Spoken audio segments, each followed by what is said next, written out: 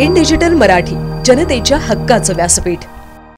उल्हासनगरात एका इमारतीच्या दुसऱ्या मजल्यावर सायंकाळी 5:30च्या सुमारास भीषण आग लागल्याची घटना घडली आहे। या घटनेत 2 ते 3 लाखांचं नुकसान झालं असून अग्निशमन दलाने घटनास्थळी धाव घेत या आगीवर नियंत्रण मिळवलं आहे। उल्हासनगर कॅम्प 5 बाबा मंदिर परिसरातील JKRK इमारतीत सायंकाळी 5:30च्या सुमारास दुसऱ्या मजल्यावर अचानक भीषण आग लागली।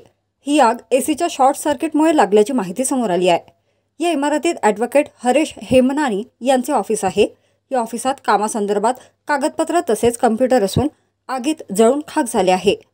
आगीत 2 ते 3 लाखांचं नुकसान झालं असून आगीची माहिती मिळताच उल्हासनगर अग्निशमन दल आणि पोलीस घटनास्थळी आले असून इमारतीमध्ये राहणाऱ्या रहिवाशांना सुखरूप बाहेर काढले आहे। तर या आगीवर नियंत्रण मिळवण्यात अग्निशमन दलाला यश आले आहे।